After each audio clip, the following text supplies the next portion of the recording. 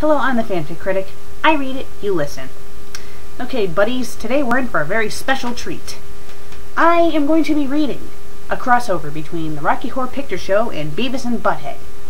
And because the Rocky Horror Picture Show is a musical, and there's songs in it, I'm going to have to do some singing. Yes, I know.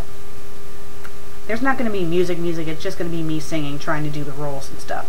This will be my first fanfic where I actually do voice acting and try to sound like the characters. I had to do a lot of research for Beavis and Butthead anyway. I've seen Rocky Horror a million times. I can probably do them okay, but I had to do my research on Beavis and Butthead. Because a lot of people know who they are, and a lot of people like me don't, but you know what? I'm doing this for the fans. And just to be random. Make this episode different than all the others. Now, another interesting thing about this fanfic is that it is not on fanfiction.net. In fact, I got this fanfic from a good friend of mine, the film buff, who sent me this link. He is a watcher of my show, and he thought this fanfic would be a very interesting choice to read out loud. So I decided to read it out loud for him. I don't know where he got the link, but if you want to read it for yourself, you might as well go and contact him, and he'll probably give it to you. You can find him on YouTube. It's DVD Talk with the Film Buff, by the way, and he has contact information at the end. Anywho, let's get on with the story. This story is called The Rocky Horror Picture Show by Joe Blevins. Another thing I should point out about this story is that it is not written in the story format. It's written as if it was a play. You know, like a script. So, it's going to be different. This is something I've never done before, so bear with me. And for the singing, do not expect Kelly Clarkson, alright? Okay, The Rocky Picture Show by Joe Blevins. Note, here we go with another Rocky Horror Picture Show crossover. This time around, I've employed those two cartoon hooligans from MTV. No, not Kurt Lauder and Tabitha Soren. I'm referring, of course, to Beavis and Butthead, who will fill in for Brad and Janet in this umpteenth retelling of the Denton Affair. Keep in mind that I've condensed the story and the songs. ... Begin with the standard opening for Beavis and Butthead, with the two seen in profile chuckling insanely. Short blast of guitar soundtrack. Title, MTV's Beavis and Butthead. Cut into episode title against blue sky background. Title, MTV's Beavis and Butthead in the Rocky Picture Show. This episode begins, as usual, with a close-up of a television set. We see footage of Richard Nixon's resignation speech on the screen. Narrator on TV. Nixon's resignation speech brought to an end to the presidency of a man known to millions as Tricky Dick. Beavis and Butthead chuckle uncontrollably. As usual, they are sitting on the battered couch in a rundown living room, watching TV and eating nachos. That guy got a cool nickname. I got a tricky dick. Yeah. You wipe it out, and the chicks disappear. Shut up, asswipe. I'll kick you in the nads. Yeah, right, Beavis. I like to see you try. Beavis places his foot squarely in Butthead's crotch. Ow. Butthead's face turns red, and he doubles over in pain. Beavis, I'm gonna smack you around like a red-headed stepchild. The boys start punching and poking each other. Lots of and After a few seconds, they stop and resume talking normally. That was cool.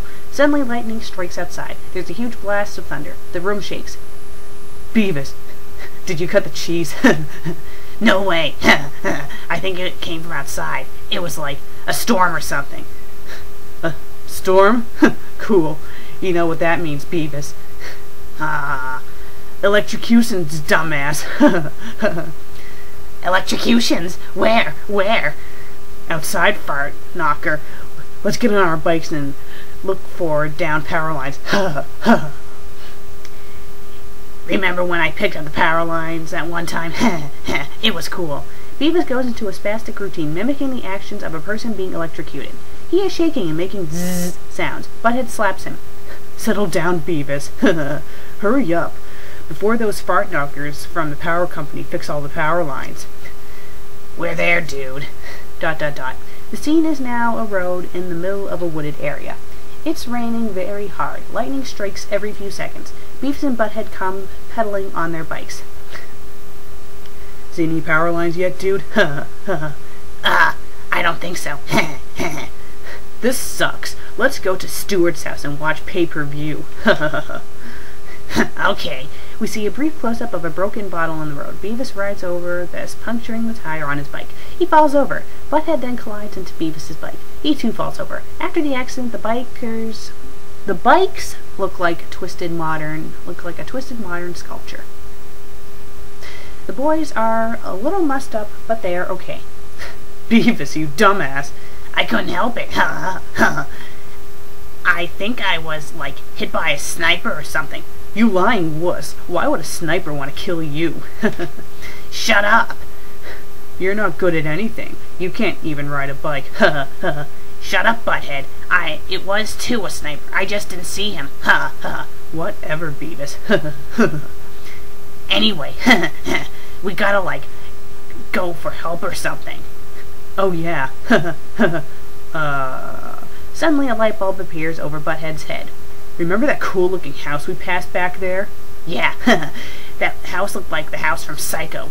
Beavis goes into a spastic Psycho routine, screeching the theme song and making a stabbing motion repeatedly.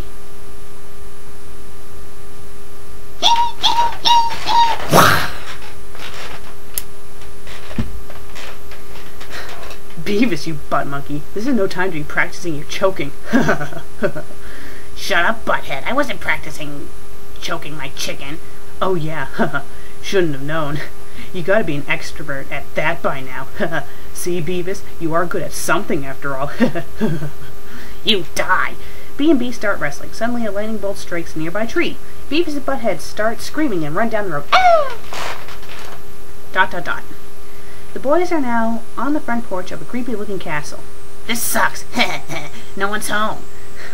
Beavis, you gotta ring the doorbell first, dumbass. Oh yeah. Beavis rings the doorbell. Boy, Beavis, you're stupid. No one's answered yet, so Beavis pushes the doorbell over and over again in a hyper manner. Riff Raff, a strange hunchback butler, angrily opens the door.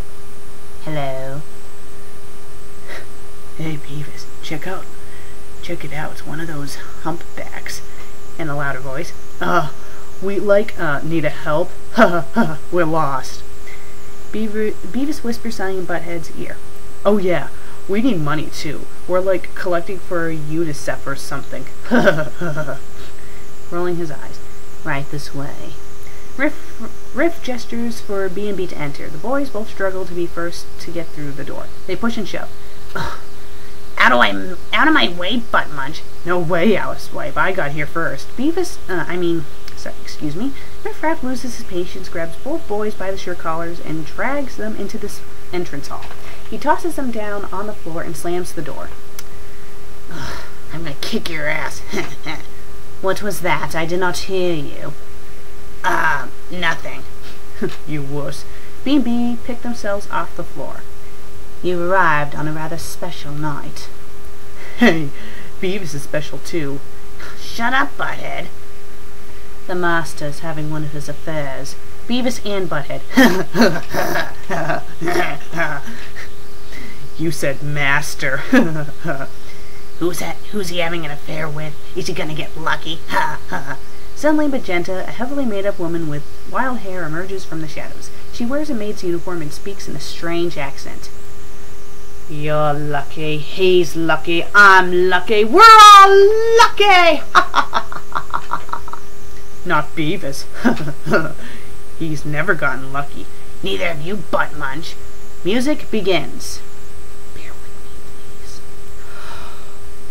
please.